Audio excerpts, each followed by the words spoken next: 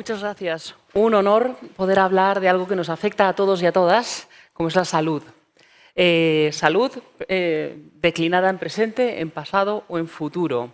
Y si hablamos de futuro, yo quisiera, antes de mirar al mañana, recordar esa pandemia, ese COVID que paralizó hasta el tráfico aéreo. Nadie pensaba que el planeta entero iba a quedar congelado.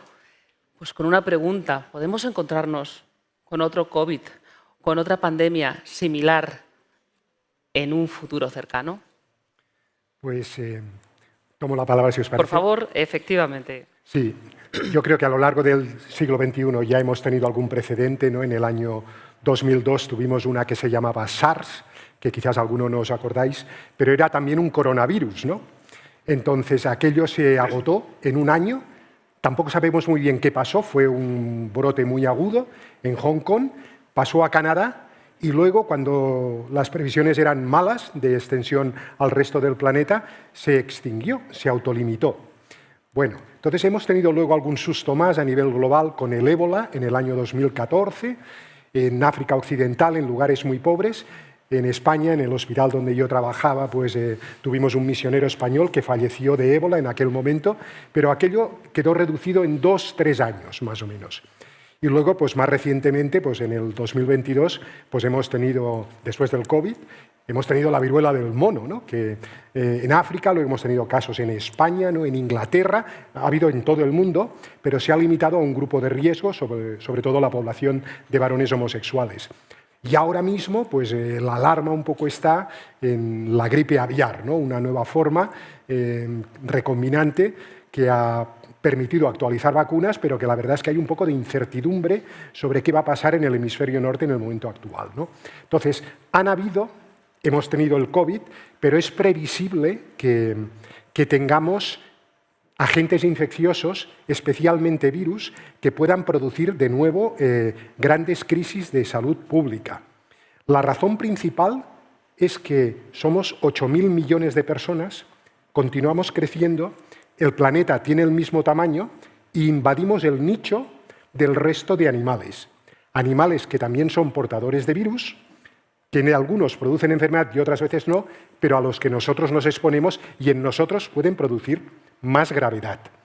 Entonces, el plato está servido, no vamos a disminuir la población y vamos a continuar invadiendo nichos. A ello se suman dos cosas, una es la globalización, viajamos mucho, tú lo puedes coger en Shanghái y luego dejarlo en Los Ángeles o en Madrid o en Chile, y el tercer factor es que la población mundial envejece. Cada vez hay más gente mayor y luego hay más gente que sobrevive tomando medicación. Entonces tenemos más proporción de inmunodeprimidos. Entonces esto es el pasto adecuado, pues, para que haya más pandemias. Pero podríamos enfrentar una pandemia global como la que sufrimos con un COVID. ¿O hemos aprendido? Es cierto que nos hemos vacunado, es cierto que empezamos a entender que encerrarnos en casa funcionó. ¿Estamos más preparados para enfrentarnos a un problema como aquel? Yo creo que sí. Lo del COVID, sinceramente, creo que no tiene precedentes históricamente, pilló desbordados a todo el mundo. Las reacciones, algunos consideran que fueron un poco sobreactuar, fueron un poco desproporcionadas, pero la verdad es que especialmente la vacunación, con independencia de la controversia que pueda haber, funcionó muy bien. Nosotros tuvimos ocasión con Telefónica en España, con los informáticos de Telefónica, ver el impacto de las olas de vacunación en España. Está publicado y fue impresionante. Entonces, no es un tema discutible. ¿Y qué va a pasar más? Pues bueno, pues lo que se sugiere es que haya organismos de gobernanza a nivel mundial que sean capaces de tomar decisiones con criterios a priori, que delante de una situación se ponga en marcha todo de manera precoz y no cada uno cogiendo en estampida la puerta por donde puede, echando la culpa a otros.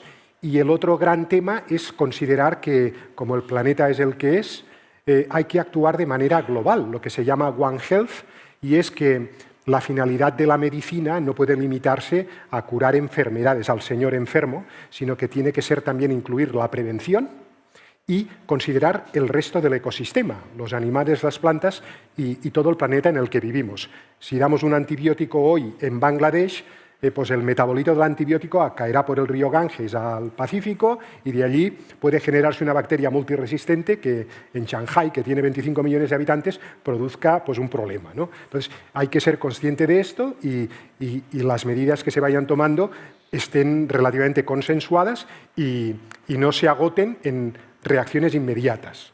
Muchas gracias. Por favor, cualquiera de los dos intervengan, son ustedes expertos, cada uno en su parte, pero autoridades. Quiero hablar de otras dos pandemias mucho más silenciosas o invisibilizadas. La obesidad, de la que usted es experto, y la salud mental. ¿Quién se atreve a esbozar? No quiero tanto datos, porque ambas son una evidencia, sino por qué nos enfrentamos quizás, Lucía Gallego, a esa pandemia que ya es real, que ya está aquí y que afecta especialmente a los jóvenes, y es la salud mental. ¿Qué ocurre? Bueno, no hay una única causa de por qué tenemos a uno casi de cada 4 jóvenes o niños con un trastorno mental ahora mismo en el mundo.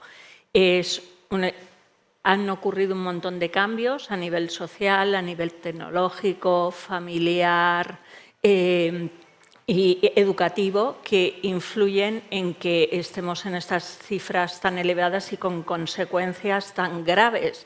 O sea, tenemos que ya el suicidio es la segunda causa de muerte a nivel mundial en la población adolescente.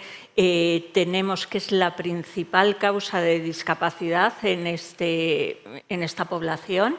En el mundo. Entonces, las consecuencias de no estar de esta pandemia también están siendo muy graves porque tenemos personas en lo que sería la flor de su vida, ¿no? Pues sufriendo mucho, ¿no? Con ganas de morirse y no produciendo, ¿no? Para la sociedad, ¿no? Causas a nivel tecnológico, la rápida transformación tecnológica, ¿no? Que ha habido, pues impacta en unos cerebros que no están maduros y que no son capaces de asimilar, digamos, pues todo ese flujo trepidante de información que da las tecnologías, ¿no? Y están además expuestos a todo el tema de las comparaciones, a informaciones nocivas, al ciberacoso, adicciones digitales, ¿no? O sea, tenemos cada vez más chavales pues, con juegos de azar, apostando, haciendo todo tipo de... con el tema de la pornografía, con todo este tipo de adicciones que les provocan bastante daño. Entonces, tenemos primero esa transformación digital y todo ese tiempo que pasan en las pantallas, no solo tiempo, porque es también el contenido que ven y también hay una susceptibilidad individual. No se queden solo con el tiempo influye, pero no es solo el tiempo, cada vez vemos que hay más factores, ¿no? Que están interrelacionados. Luego están las familias que no están, nuestros adolescentes, como ya comentaba mi compañera esta mañana, están solos, sin supervisión de los padres. Las familias, hay una desconexión emocional en las familias, cada uno está con su aparato digital a sus cosas y en vez de estar pasando tiempo en común, ¿no? Y disfrutando unos de otros. O sea, los adolescentes pierden oportunidades en el momento que están enganchados a las pantallas de poder hacer otras cosas. Y en las familias hay mucha desconexión emocional, ya en familias que no están rotas o que no, ya cuando están rotas pues se agravan los problemas. Y luego tenemos también a nivel educativo todos los cambios que ha habido a nivel educativo. Los jóvenes hoy en día están como tremendamente confusos y sin referentes, sin modelos. Necesitamos modelos para nuestros jóvenes, ¿no? Y estamos carentes de estos. Entonces, fundamentalmente, muy resumido, evidentemente, podríamos hablar mucho más de esto, pero las principales causas tienen que ver con eso. Muchas gracias. Por favor, intervengan, interrúmpense. Profesor, y sabemos que la obesidad es mala, pero ¿por qué cada vez que hay más obesidad en el mundo? Bueno, tenemos una pandemia en realidad de enfermedades crónicas relacionadas a la alimentación. El caso de obesidad es mejor documentado, pero diabetes sigue el mismo camino, enfermedades gastrointestinales, algunos tipos de cáncer, así que es un espectro mucho más grande. Pero la obesidad, como yo decía, está más bien documentada.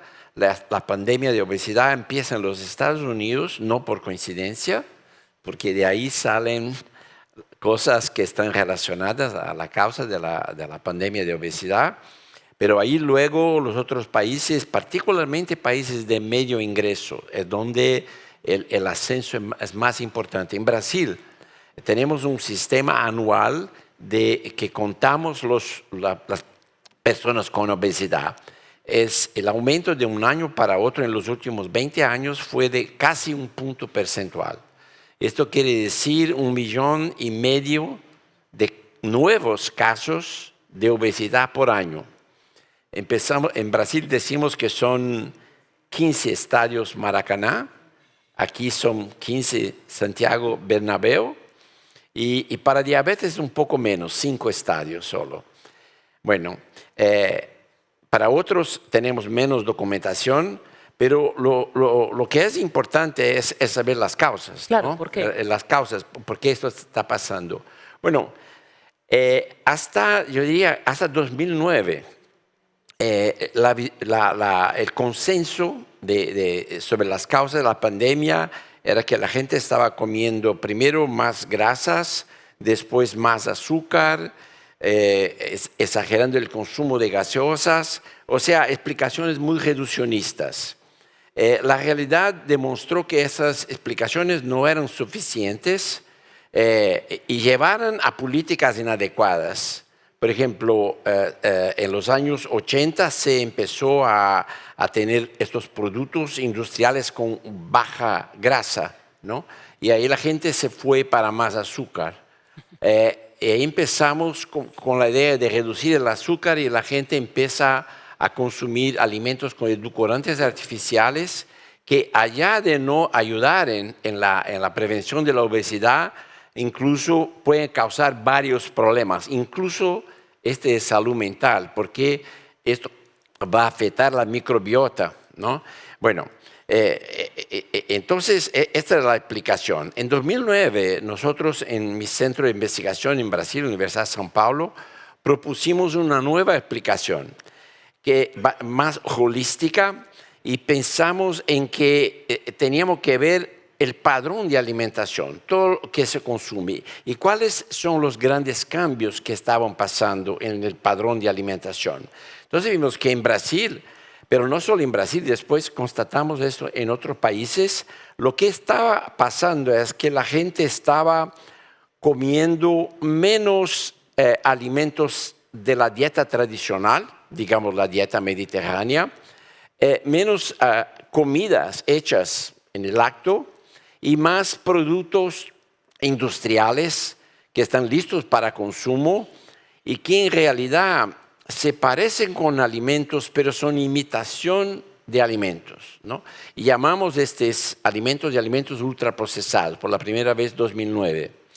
Y lo que pasa con esos alimentos es que no tienen alimento. La proporción de alimentos enteros es casi nada, y al revés, son hechos con sustancias que se extraen de los alimentos, como el almidón, los aislados proteicos, el azúcar, las grasas, y con estas sustancias de bajo costo, porque eso viene de soya, maíz y azúcar y trigo, ¿no?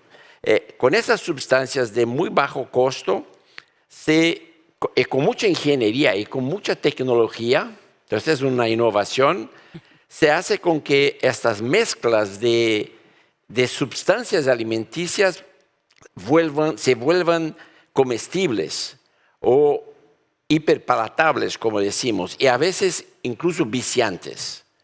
Bueno, y esto explica en parte por qué la gente empezó a consumir estos alimentos en lugar de los otros. La otra razón es precio, porque como son muy baratos los ingredientes, la industria, que es la industria transnacional, esto es importante que se diga, porque todos los negocios en el mundo que son muy lucrativos son controlados por las corporaciones. Y lo que ellos hacen es que pueden, digamos, el fideos instantáneo, por ejemplo, ¿no? Que cuesta menos que los fideos tradicionales y mucho menos si consideramos la preparación, los fideos, las verduras, tomate y carne y cosas que se ponen. Los fideos instantáneos no, son básicamente aceite de palma, almidón y muchos aditivos, ¿no? Y estos aditivos son los que hacen estos fideos instantáneos atrayentes para la gente. Entonces, son baratos, son convenientes, ¿no? En 1 o 2 minutos se consigue prepararlos. Y entonces, esto explica, digamos, estos cambios que están pasando. Y la otra cosa, como son muy lucrativos, las corporaciones tienen mucho dinero para invertir en marketing, ¿no? Entonces, si uno mira la televisión o las computadoras hoy, y no se ve propaganda de arroz o frijol o pescado, no, se ve de los ultraprocesados. Entonces, entonces pusimos esta hipótesis que tal vez esto primero vimos en Brasil que sí, a medida que la gente consumía más ultraprocesados, se aumentaba la obesidad y el diabetes, esto lo comprobamos muy bien. A seguir en España, fue el segundo país donde se ha hecho un estudio en Navarra, una cohorte de egresos de la universidad y que fueron acompañados por 10 años. Se constató también que los que consumían más ultraprocesados tenían más obesidad. Bueno, y hoy tenemos centenas de estudios en varios países del mundo. Esto empezó un poco más en Europa, pero ahí después las universidades americanas e inglesas que no pensaban que esto era una idea muy buena, porque al final una idea que viene de Brasil, ¿no? ¿Por qué va a ser porque nosotros no creamos esto antes, ¿no? Pero ahora sí, hay muchos estudios ya ahora, yo diría una buena parte es hecha en los Estados Unidos y todo apunta a la misma cosa, que es este cambio de patrones alimentarios más próximos de nuestros padres y abuelos, ¿no? Y este cambio para estas imitaciones de comida son responsables por esta pandemia. Claro que hay otros factores, ¿no? Pero este es un factor modificable. Este es un factor que podemos intervenir. Claro que con políticas, pero esto ya es otra cosa. A usted no le quieren mucho las empresas, ¿verdad? No. Me gustaría, estas dos pandemias afectan más, bueno, está claro, hay un factor económico, comer bien es caro. ¿Afectan más esas enfermedades mentales a las clases sociales más bajas? No, no necesariamente. Y ahí hay una diferencia muy grande. En países como Estados Unidos y el Reino Unido, más de la mitad de las calorías de la dieta viene de ultraprocesados. En esta situación tiene una cosa de escala, ¿no? Y los alimentos frescos empiezan relativamente a costar más caro que los alimentos ultraprocesados, ¿no? Y esto sí hace con que el consumo de ultraprocesados sea un poco más alto.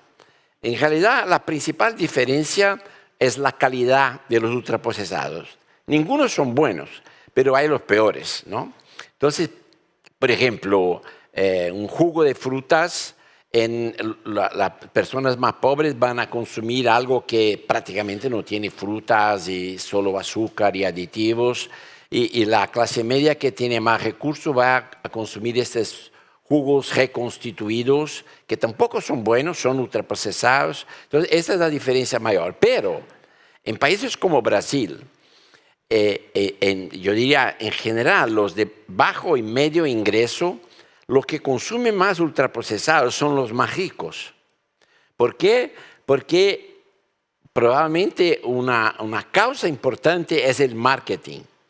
Y estos productos no son necesariamente más baratos, ¿no? Y hay muchos de esos de productos premium, porque la gente dice que son muy caros porque se piensa que una alimentación saludable es hecha de suplementos, de novedades, de cosas que tiene un montón de proteínas y todo eso. Ese es puro marketing. Estos alimentos no son saludables, pero con el marketing se consigue hacerlos deseables y como no son más baratos, entonces quien empieza a consumirlos son los más ricos, pero después se vuelve. Entonces, y esto pasó con la obesidad. La obesidad empezó en los países, en las familias de mayor ingreso, y ahí después, poco a poco, fue alcanzando los más pobres, y ahí hay una inversión. Entonces, es complicado. Y el problema es que la ciencia de nutrición, el liderazgo en la ciencia de nutrición siempre fue de los americanos y de los ingleses, ¿no? Y entonces, ellos creen esta idea que la gente come ultraprocesado porque es pobre y porque es pobre, bueno, no se puede hacer nada, hay que acabar con la pobreza. Entonces la industria no tiene nada que ver con eso, porque es que la gente no puede comer. Esto es una broma, esto no es verdad. Pero es una situación muy compleja, porque en los Estados Unidos, en Reino Unido sí, es verdad. Entonces, y peor, porque como el food supply es dominado por ultraprocesados, la gente prácticamente no encuentra. Si uno va, por ejemplo, en el Harlem, en Nueva York, y tiene esas pequeñas bodegas que solo tienen ultraprocesados, no tienen nada fresco, no tiene. Pero esto no se pasa en Brasil, por ejemplo, ¿no? Hay las ferias, los mercados, entonces estamos empezando la transición. Y lo más importante de eso todo es que tenemos que prevenir eso, y aún podemos prevenir. Y yo diría que la situación en Inglaterra y Estados Unidos es muy difícil y va a tardar muchísimo porque ellos tienen que cambiar completamente su sistema alimentario. La agricultura en estos países sirve para proporcionar materia prima para la industria. En nuestros países la agricultura sigue produciendo alimentos que la gente los compra y los prepara en su casa. Entonces tenemos sin manera de prevenir eso, pero tenemos que llevar en cuenta la situación de cada país. Muchas gracias. Lucía, en salud mental. Sí, no, el tema de la pobreza siempre ha sido considerado como un factor de riesgo para los problemas de salud mental, pero es verdad que no se da aisladamente. Como he dicho antes, siempre en salud mental hay una multicausalidad, hay muchas cosas. Por ejemplo, dado que estamos aquí en el Congreso Iberoamericano, en Iberoamérica hay un problema muy importante que es la violencia en todas sus formas, que es uno de los factores que incide directamente, ¿no?, en la salud mental de la población adolescente. Decíamos que el suicidio era la segunda causa de muerte en la población adolescente, pero la primera en Iberoamérica es el homicidio en los jóvenes. Entonces tenemos mucho maltrato intrafamiliar. 2 de cada 3 en Iberoamérica, 2 de cada 3 adolescentes son maltratados en su casa. El tema de los abusos sexuales, sobre todo en niñas de mayor de 10 años, también tiene unos índices tremendos. Nosotros en el instituto donde yo trabajo, en MOTI, estamos ahora justo colaborando con un hogar que recoge a chavales maltratados en el Amazonas peruana y claro, es que te encuentras precisamente, o sea, estamos viviendo en primera persona una cosa que aquí nos era un poco más ajena, estamos encontrando, ¿no?, pues todo ese nivel, ¿no?, todas las familias donde las niñas están todas abusadas, los niños maltratados, han vivido situaciones de es que han asesinado a mi padre, a mi madre, a mi abuelo, a mi tío, etcétera, ¿no? Todo este tipo, estas cosas evidentemente inciden en la salud mental y además el otro problema que existe es que el acceso, ¿no?, es más complicado. O sea, hay, aunque los niveles de prevalencia, por ejemplo, en Iberoamérica de trastornos mentales son similares al resto del mundo, pero el acceso a los profesionales de la salud mental está mucho más limitado, hay mucho más infradiagnóstico y eso supone que las consecuencias a medio y largo plazo son mayores, ¿no? Entonces, es todo este tejido, ¿no?, social que también tenemos que cambiar. En el mundo desarrollado es un poco distinto, ¿no? Es la cultura, tiene mucho que ver con la cultura, o sea, lo que más incide en la salud mental es esta cultura del yo, ya, que llamamos, ¿no? O sea, lo quiero todo inmediato y solo pienso en mí mismo, ¿no? Y esto cala profundamente en la salud mental de los adolescentes. Muchas gracias. Vicente, me gustaría que comentases un poco lo que decía el profesor, esa alimentación, ese sistema alimentario, cómo incide en esas pandemias. Quería primero matizar un Por favor. asunto. O sea, en el tema de la obesidad, las otras dos consideraciones, ¿no? Una es el tema del ejercicio físico, ¿no? Trabajos sedentarios y vida sedentaria. Pues eso es, en la otra balanza, cosas que podemos hacer, que pueden ser baratas, ¿no? Lo hacemos como clínicos, ¿no?, el recomendar a nuestros pacientes con un poco de sobrepeso o obesidad, pues que al menos 1 hora de reloj en la calle, que te toque el sol, que vayas corriendo al semáforo y sobre todo te muevas, ¿no? Si puedes ir al gimnasio, pues mejor. Y el otro tema es que, por ejemplo, médicamente han salido ahora unos fármacos que son importantes, son una revolución ahora mismo y que para obesidad mórbida en concreto o obesidad con diabetes pueden permitir proporcionar una mejora médica, ¿no? Son fármacos que han empezado siendo de administración subcutánea, pero ahora han salido ya formas orales, ¿no? Estoy de acuerdo contigo que lo que hay que hacer es ir a la raíz, que son los ultraprocesados, ¿no?, y el comer platos que son así, ¿no? Acostumbrarse que no necesitamos comer tanto, ¿no?, que con menos estamos satisfechos. Pero luego el deporte y el que lo necesite médicamente acudir a estas nuevas medicaciones abren una oportunidad, una esperanza, ¿no? Sí, esta es la diferencia un clínico y un epidemiólogo. ¿No?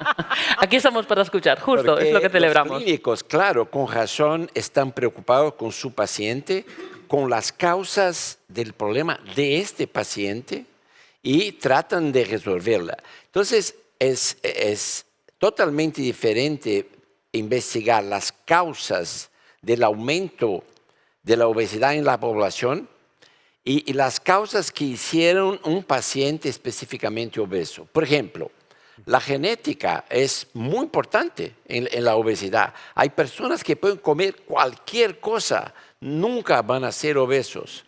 Y al revés, hay gente que se esfuerza y... Esta es genética, ¿no? Pero la genética no se cambia. La genética no se cambia, ¿no? Somos los mismos como los padres y nuestros abuelos. Así no hubo tiempo para que hubiera una modificación. La actividad física, esto es otra cosa interesante, porque la actividad física, hay varios estudios mostrando eso, que la actividad física hubo un declinio muy grande en los Estados Unidos, está bien documentado, en los años 50, posguerra, los años 60, después 70 y después poco. Y la pandemia de obesidad empieza en los años 80.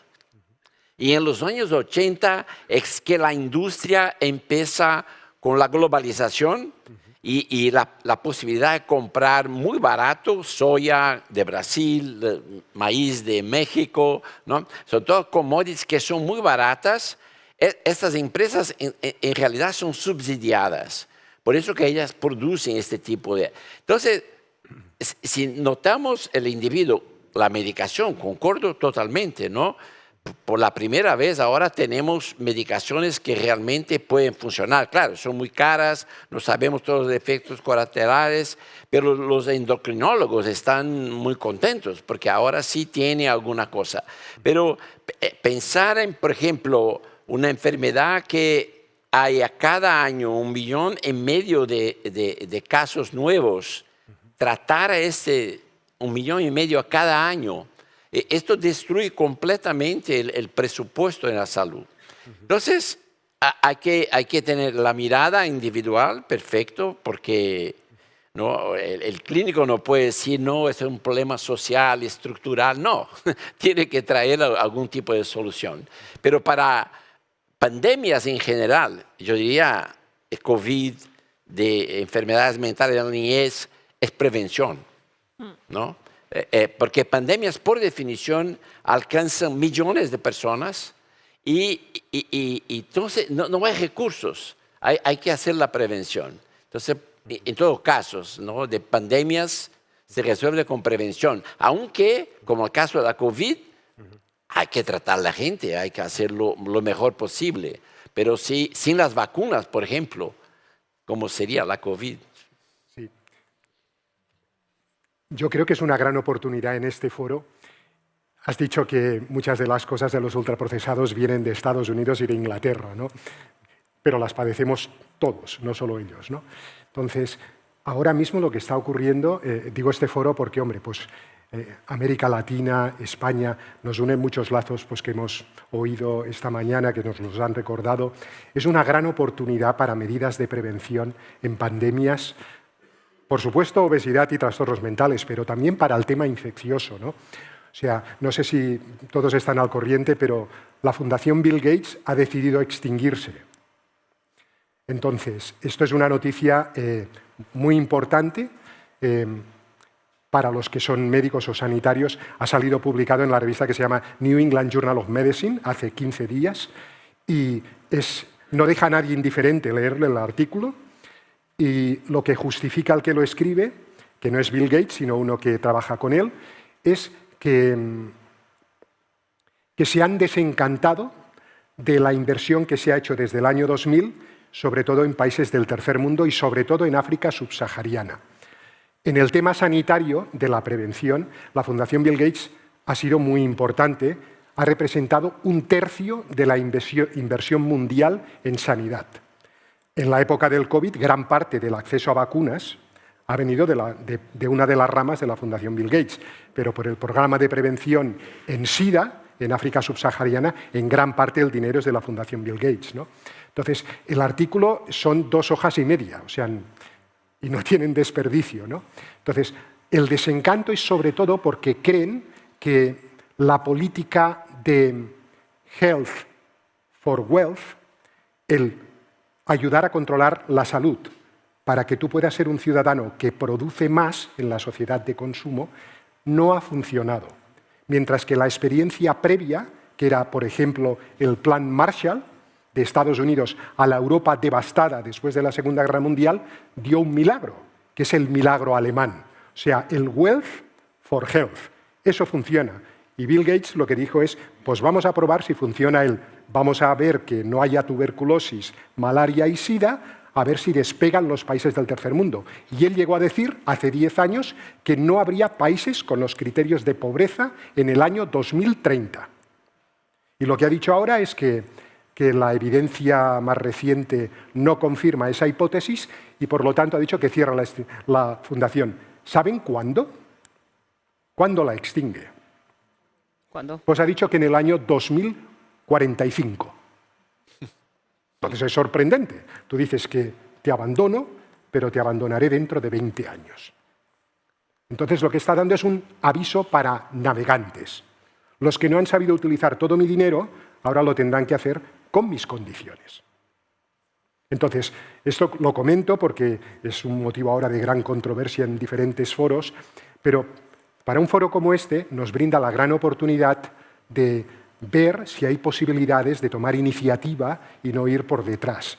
Uno de los problemas de la Fundación Bill Gates, que ellos dicen en su propio artículo, es que, claro, una entidad, una institución con tanto poder ha impuesto las políticas sanitarias en países de África subsahariana y no ha respetado los valores culturales que les eran propios, ¿no?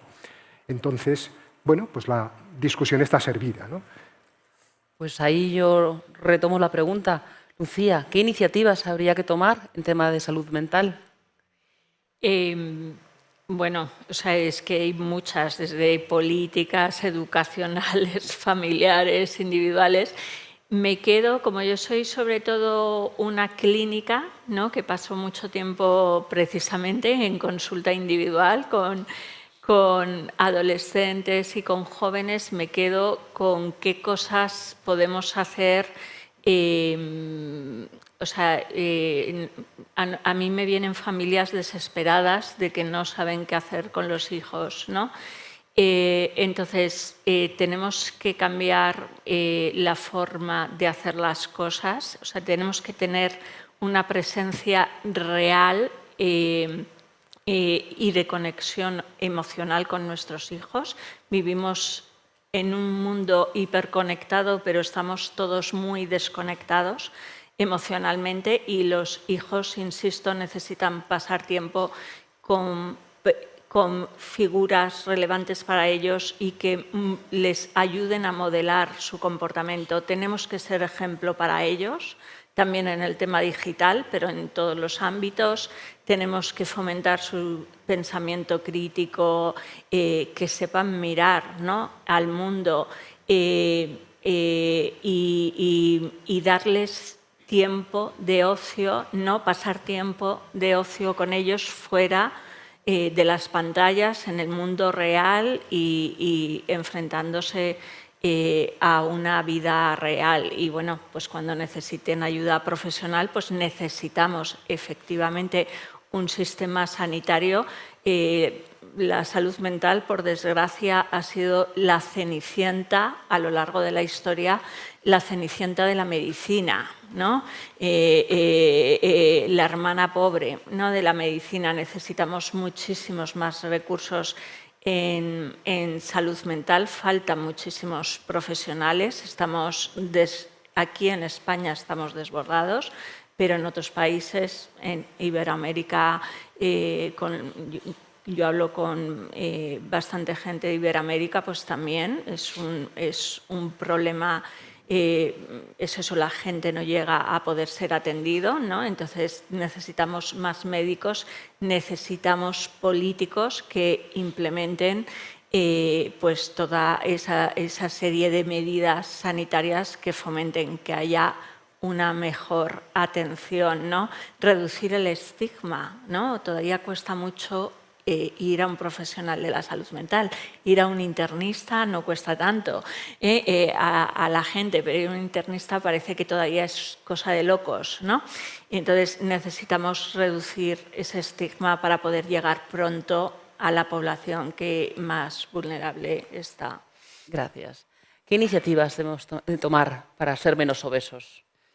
Y voy a ir pidiendo brevedad, vamos teniendo poco tiempo y tengo todavía en mente una pregunta sobre tecnología. Sí.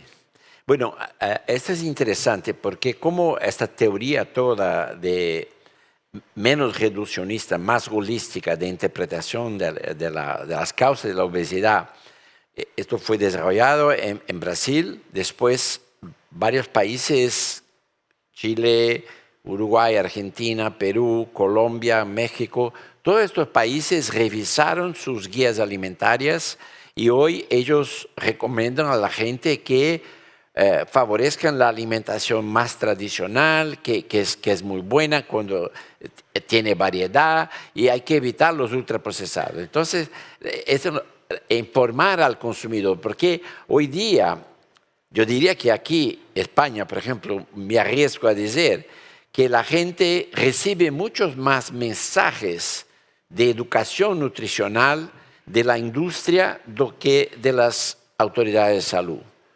Esto es casi en toda parte es así. O sea, que educa a los consumidores con eso que yo necesito no sé cuántos gramos de proteína y estas cosas que no tienen ninguna base científica. Entonces, la primera cosa es esta, de que el Estado cumpla su papel de no solo informar a la población correctamente, pero evitar la propaganda engañosa y todo eso. Esa es la primera cosa. La segunda cosa importante es considerar las externalidades de los ultraprocesados. Ellos solo son baratos porque son subsidiados y no se lleva en cuenta el impacto que tiene la salud en los costos de la salud y tampoco el ambiente. Los ultraprocesados son la fuente más importante de plásticos, por ejemplo. De plásticos que van al ambiente y van a nuestros cuerpos también, ¿no? Y otra vez, esto está relacionado a enfermedades crónicas y todo eso. Entonces, políticas fiscales son muy importantes. Y, o sea, transferir ingresos, aumentar los impuestos de los ultraprocesados y pasarlo a los alimentos frescos. Esto es, en Brasil ahora tuvimos una reforma fiscal, no fue la ideal, pero ya empezamos a hacer eso. Entonces, América Latina está liderando este proceso. Estos países todos que yo hablé tienen estas políticas. En las escuelas es muy importante porque los niños, nosotros aprendemos nos gustan los alimentos que estamos acostumbrados, ¿no? Entonces, por eso que la propaganda está focada en los niños y adolescentes de ultraprocesados. Pero si, por ejemplo, en las escuelas los niños encuentran una alimentación natural, si el maestro habla con ellos y si los profesores de varias áreas hablan de la alimentación, si la alimentación es buena, le agrada a los estudiantes, van a educar su paladar de una cierta manera. Y ahí otra vez varios países, Brasil tiene un programa nacional de alimentación escolar que es muy interesante, no solo porque los niños no comen ultraprocesados en la escuela, comen comida, ¿no? Comida de verdad, como decimos en Brasil, y más que eso, este programa de alimentación escolar, que es con presupuesto federal, pero administrado por los municipios, ellos compran alimentos de los agricultores. Entonces, esto estimula también el sistema alimentario más saludable. Así que hay varias cosas que tiene que hacer. Realmente tiene que hacer todo eso al mismo tiempo, porque si hace uno solo, no va a funcionar. Para terminar, Chile está en la vanguardia de eso, porque Chile tiene una guía alimentaria muy adecuada, tiene impuestos a los ultraprocesados, tiene los etiquetados que Guido Girardi, que fue un pionero en esa área, la legislación en Chile fue el primer país del mundo que pasó a tener lo que llamamos etiquetados de advertencia, ¿no? Porque los etiquetados antes eran una manera de hacer propaganda de los ultraprocesados. Entonces, hay un montón de cosas a hacer, pero yo insisto, nuestros países de América Latina, y no solo de América Latina, de Europa, porque la transición nutricional, alimentaria, no está en Europa como está en Estados Unidos e Inglaterra. En Italia, por ejemplo, el consumo de ultraprocesados es como 14-15% de la alimentación. Es más bajo que en Brasil, que en Chile, que en México. ¿Por qué? Porque los italianos, a ellos les gusta mucho la alimentación, son muy orgullosos de su alimentación y esto es un otro factor que se tiene que trabajar, ¿no? La gente se identifica con los alimentos. Esta es una otra pérdida que tenemos, porque cuando los ultraprocesados entran, la alimentación del mundo es la misma, ¿no? Ahora estoy, por ejemplo, en España, encantado con la comida española, con cosas que no hay en Brasil. Imagina, si yo vengo aquí y voy a encontrar los McDonald's, las Coca-Colas, y esto pierde un poco de la gracia, ¿no? Carlos, iniciativas, me imagino que irás a ese Wealth for Health, ¿no? Que decías, ese bienestar por salud, ¿o cómo? Sí, bueno, iniciativas. Yo creo que como el Congreso hemos hablado mucho de inteligencia artificial, yo creo que una parte buena en sanidad, pues claramente es el beneficio que puede proporcionar el tener información pronto, ¿no?, a tiempo real, para la monitorización de problemas de salud, de pandemias en concreto. Esto después del COVID ha sido una eclosión y la verdad es que la información compartida más o menos a tiempo real de emergencia de nuevas zoonosis, que es como se llaman los nuevos agentes que vienen de animales que pueden pasar y representar un problema en los humanos, esto es impresionante porque permite tomar medidas precoces, ¿no? Entonces, yo creo que el tema de la surveillance, del seguimiento, de la monitorización a escala global de patógenos que aparecen en Congo, en un país de Asia, de América Latina, de Europa, de Norteamérica, y que pueden representar un riesgo que básicamente en humanos es por vía respiratoria, tenemos la experiencia del COVID, a través de artrópodos, de mosquitos, el virus de la fiebre del Nilo, por ejemplo. El otro tema es por vía entérica, alimentos contaminados, ¿no?, aguas contaminadas. Y el último tema son tres, o sea, es respiratorio, entérico y cutáneo mucoso. Por ejemplo, la vía sexual. La viruela del mono es el ejemplo, ¿no? Entonces, teniendo las cosas bien compartimentadas, si tú tienes herramientas de seguimiento rápido con inteligencia artificial, por ejemplo, con genómica en aguas residuales, que seguro que a alguno de ustedes les suena.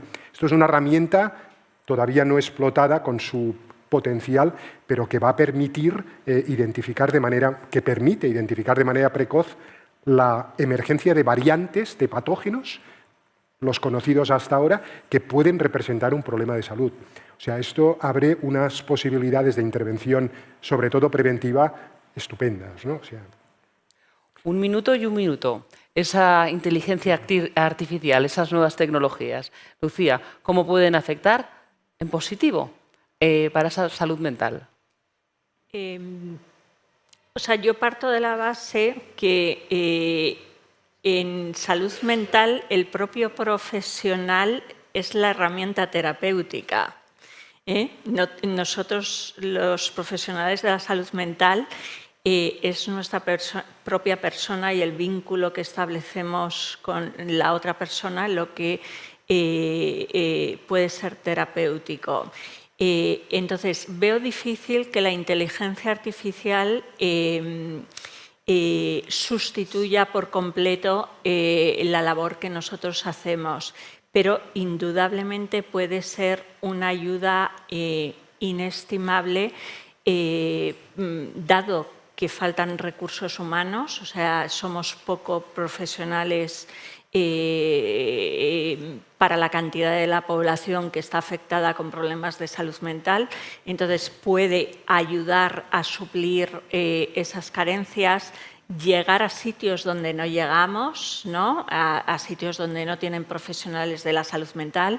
Yo hoy en día estoy atendiendo a un estudiante que está en Boston y que se ha puesto malo, pero que es español. Tengo en Suiza, tengo en un pueblo en mitad de Ciudad Real donde no hay acceso a un psiquiatra. Entonces, el poder acceder a través de la telepsiquiatría, poder acceder a la información en tiempo real, como decía esta mañana Miguel Arrufat, de poder tener además a mano toda la evidencia científica en tiempo real que te ayude a solucionar los problemas que te plantean en tiempo real los pacientes. O sea, las posibilidades son ilimitadas. Tener, por ejemplo, para el tema del suicidio, una inteligencia artificial, yo no estoy 24 horas disponible, pero a lo mejor sí puede haber un primer paso que recurran a alguien que le pueda dar soluciones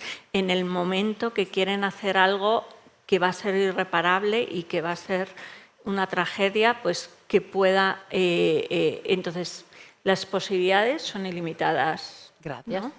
Querido Carlos, 1 minuto. ¿Qué puede hacer la tecnología para parar y para frenar esa pandemia que significa la obesidad? La tecnología, ¿cómo puede jugar a favor de frenar La obesidad. Por ejemplo, acortando el tiempo de creando alimentos, productos que involucren menos tiempo para prepararlos, porque la gente no tiene más el tiempo que se tenía antes. Tecnologías para conservar que los alimentos tengan una duración más grande. Esto que me ocurre ahora. Gracias.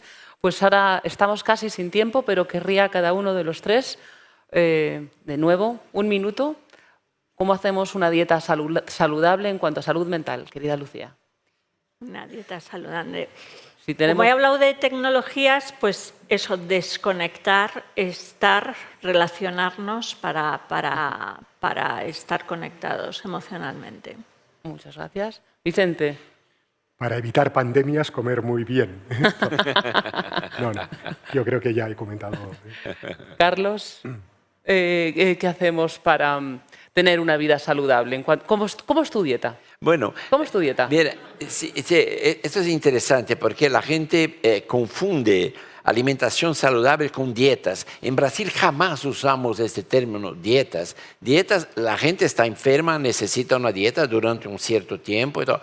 La alimentación tiene varias funciones, ¿no? Mantenernos saludables, pero también felices, ¿no? Y ahí entra el punto de la cultura.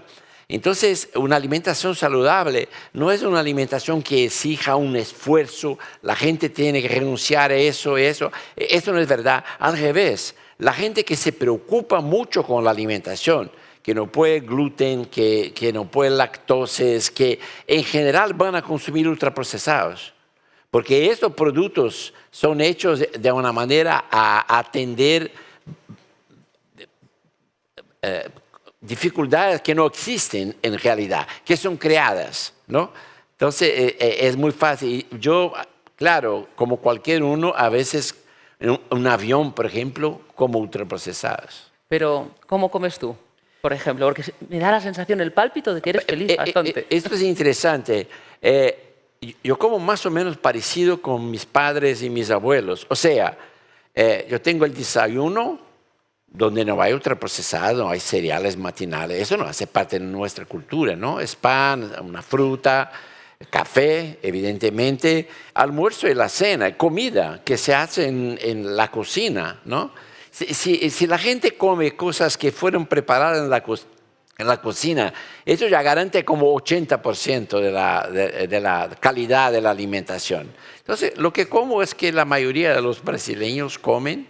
Y bueno, cuando viajo, por ejemplo, no voy a un McDonald's o voy a comer las delicias que tiene aquí, el jamón, que uno va al cielo.